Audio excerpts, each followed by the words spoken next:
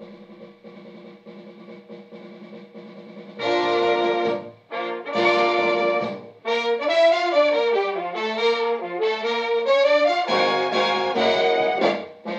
taught me a lot about loyalty and also about discipline, camaraderie, and that sort of thing, and I still remember all that.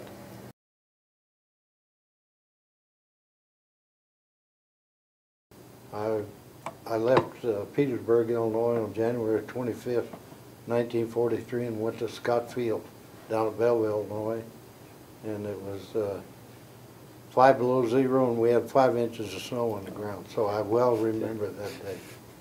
Well, I spent about 3 days at Scott Field, and they equip you with clothes and give you some kind of an idea what the military life is all about. We took certain tests. I had passed another physical, and then on the 4th day I was there, they shipped me out to Camp Hood, Texas. Okay. And I spent 13 weeks in Camp Hood.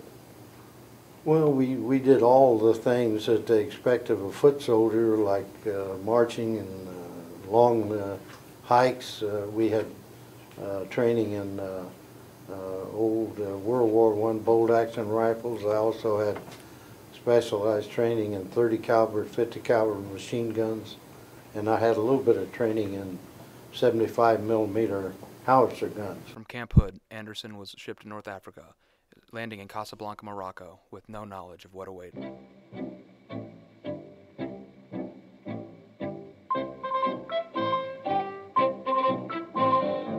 Well, all I did was enjoy life in a replacement camp, although I didn't know that's what it was and went until I got there, because we got there in June, and the war had ended in May in North Africa, so we couldn't figure out what in the world we were doing there. After completing his stay in North Africa, Anderson was shipped away before realizing his destination. However, through another soldier, he soon learned that they would be fighting the Axis powers in Sicily. I joined the Big Red One, the 1st Infantry Division, 10 days after the landing, and that's the outfit I stayed with until the end of the war. The fighting in Sicily proved to be a great task in and of itself. The Germans would protect all the high ground. Sicily was very mountainous and hilly, and they would pick certain spots and protect all the high ground, and when you had to either attack that high ground or try to go around it, you could suffer a lot of casualties. My first day in combat, I was assigned to a demolition unit, and one of our responsibilities was to disarm anti-personnel mines and landmines that the vehicles ran over. And the first day I was in the unit, we got selected to go out and clear a minefield that one of our platoons had wandered into, and some of the guys had been killed, some of them had been wounded. Other guys were laying over these mines and afraid to move, afraid they'd set off the whole field. And that was my first experience. And in the meantime, we were being shelled by artillery, and every once in a while we'd suffer a machine gun burst from the hillside. So it was a very interesting day. One little boy came along beside me, and he had 2 green oranges. And he kept wanting to give me these oranges, and I kept saying I didn't want them and so forth. And finally he started to cry. Well, I couldn't stand it. I had a D-bar in my bag, one of those big chocolate D-bars. You probably never heard of them, but anyway, we used them to melt them down and make cocoa out of them. So I gave him that D-bar, and he gave me those oranges. And he was happy, and 3 months later we were on a hike in England, and I still had those oranges, and they had ripened, and they were the best things I had to eat while I was in England. We shipped out of Sicily and landed in England, and we assumed we were going there to train for the invasion, and that's what happened. Well, we had very heavy training in small arms fire, attacking pillboxes. We even had maneuvers on the waters on the landing crafts, and certainly. And then we had night marches and night drills and a lot of weaponry and And of course, the infantryman's dream is always to a 25 or 30-mile hike. We did a lot of that too. Well, after we left our bivouac area in England, we were put on boats in the harbor to make the landing. And we got on the boats around the last day of May or the first day of June of '44. And we were supposed to land in France on the 5th, but they had a big storm in the English Channel and they called it off for 24 hours, and we made the landing on the morning of the 6th of June. People of Western Europe, a landing was made this morning on the coast of France by troops of the Allied Expeditionary Force. This landing is part of the concerted United Nations plan for the liberation of Europe. Well, the 1st Division was made up of 3 infantry regiments, and I was in the 16th. The 16th was what they called the assault regiment for the landing on Omaha. And we were to secure the Easy Red and Fox Green sections of Omaha Beach. And the unit I was in the 2nd wave going in that morning, and it was bad.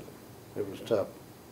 The bombers were supposed to knock out all the pillboxes and the fortifications and so forth, and they missed them. Landed inland, and the heavy shelling from the boats, a lot of them missed too. So we landed, we were kind of naked going into heavy small arms, automatic fire, and artillery and mortars. Yeah. Well, when the ramp went down to the boats, we got off in water a little over waist deep, and everybody was loaded down with equipment. We either had TNT pack charges or we had extra machine gun ammunition, we had Bangalore torpedoes, we had bazooka ammunition and all that sort of stuff. And it was hard to navigate in that water. In the meantime, we were getting small arms fire from the bluff above the beach, and we started losing guys as soon as the ramp went down. And after the successful landing on the beaches of Normandy and the subsequent breakout from the beachheads, the Allied armies made their way through France. From France, Anderson went along several highways through Belgium to ultimately get to Germany. We had to breach the Siegfried line to start with, and Aachen was in our zone of combat, and we took Aachen in October of 1944, and then advanced on to the Roer River. Aachen was a big city, and we had surrounded it where they couldn't get supplies in, and they lost their communications. But they wouldn't surrender, so we had to go through house to house until they decided to surrender. I'm not sure how many was in that zone. Some of them escaped before we cut them off, but the ones that were left there, I think they were told to stay there to either hold the city or die, and their officer finally, after 7 or 8 days of house-to-house combat, he gave up. So I'm not sure how many prisoners we got there, but it wasn't a big, significant amount. From Aachen, the troops continued along the Ruhr River. We went to a city called Düren was on the Ruhr River, and we sort of reassembled there, and then we crossed the Ruhr River and headed for the Rhine, because we knew that whatever units they had left between the Ruhr and the Rhine, they wanted to get on the other side of the Rhine so we wouldn't cut them all off. Because we weren't the only ones that were making these mad dashes to the Rhine. A lot of other outfits were too. We took Bonn, which was on the bank of the Rhine River, and we had troops in the city when the Germans blew the bridge across the Rhine at Bonn. So we had to wait, and in the meantime, another unit had captured the bridge at Remagen. So they moved us down to that unit, and we crossed that bridge at Remagen. Well, we went into the Ruhr Valley, and they had a sort of a pincher movement, and cut off about 3 different German armies in the Ruhr Valley. And we got a lot of prisoners there, probably a couple of 100,000. Well, at that point in time, we began to think that it wouldn't be long until the war was over, and we thought, well, we'll get relieved and we'll set out the rest of the war. Well, that didn't happen. They transferred us to Patton's army, and we went into Czechoslovakia to meet the Russians. And that's what happened on the 5th or 6th of May. We met the Russians in Czechoslovakia.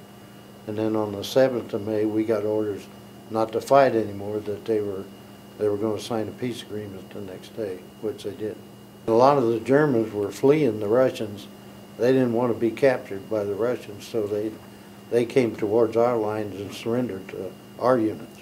After completing his service in Germany, Anderson was transferred to a camp in Marseille, France, before taking a 10-day boat ride back home. For his service to his country, he received 3 Bronze Stars and 2 Purple Hearts. My partner and I would like to thank Gerald Anderson for sharing the story of his service with us. Through his story, we've been able to gain knowledge, gratitude, and sympathy for the veterans of World War II.